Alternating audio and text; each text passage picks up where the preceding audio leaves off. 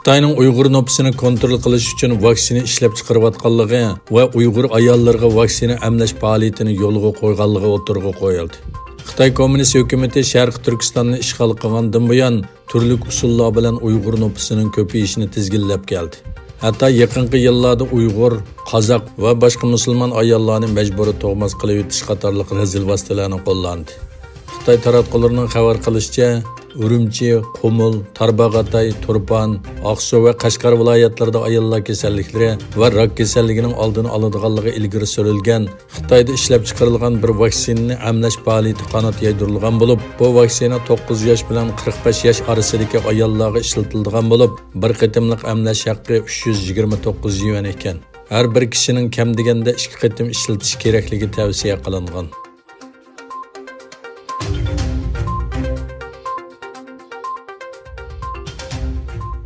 Amerika Savdo ministerligi o'tgan oyda e'lon qilgan 33 Xitoy shirkati va organiga qartilgan embargolarning 5-iyundan boshlab kuchga ega bo'ladiganligini bildirdi. Sharq Turkistonda Uyg'urlarga qartilgan bostirishlar, kollektiv qirg'och qurollar va Xitoy armiyasi bilan munosabati bor deb qaralgan shirkatlar va organlar Amerika Savdo ministerligining qora tizimligiga kirgizilgan edi. Xitoy Tashqi ishlar ministerligi bo'lsa, Uyg'urlarga aloqador bu qarorni Xitoyning ichki ishlariga aralashganlik deb ayblagan edi. Qora tizimlikka kirgizilgan shirkatlarning Amerika mahsulotlarini sotib olishi, shundaqla Amerika texnikasidan foydalanib, chet ellarda ishlab chiqarilgan mahsulotlarni sotib olishi cheklamaga uchraydi.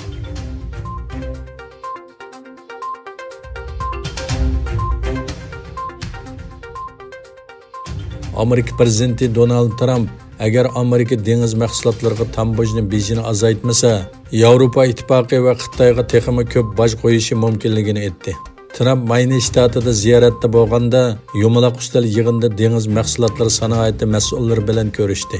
Trump Yevropa ittifoqining Amerika dengiz mahsulotlariga qo'ygan tambojni beji masalasiga qarata mundaq dedi.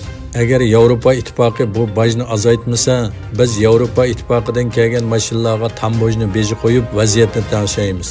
Trump yana agar Xitoy Amerika dengiz mahsulotlariga tambojni bejini azaytmasa, biz bu davlatdan kelgan mahsulotlarga yangi tambojni beji qo'llanamiz dedi.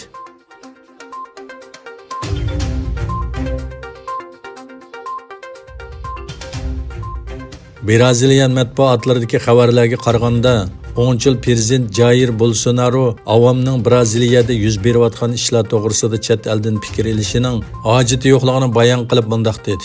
Amerika Dunyo sog'liqot tashkilotidan chekinib chiqdi. Biz bu xizmatni ishlayapmiz. Yo Dunyo sog'liqot tashkiloti ideyaviy tarafsiz xizmat qiladi, yo biz bu tashkilotdan chekinamiz.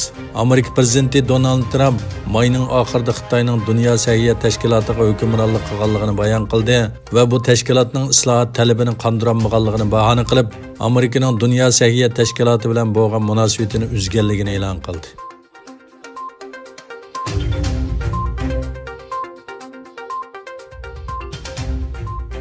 Lìvىيەدە Birleşken Devletler Teşkilatı tarafidan e'tirof qilingan va Turkiyaning qo'llashiga erishgan Tripolda turishliq milliy yarashish hukumati OMH qismlari general Xaftėrdining poytaxt atrofidagi eng oxirgi mudofaa qo'rg'onini egalladi.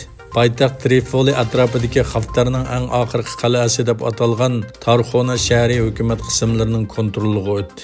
Tripolning sharqi janubidagi tog' bag'riga selingan bu bozor Xaftėr qismlarining poytaxtini egallash uchun 14 oy elib borgan hujumlari uchun strategik ahamiyatga ega bo'lgan.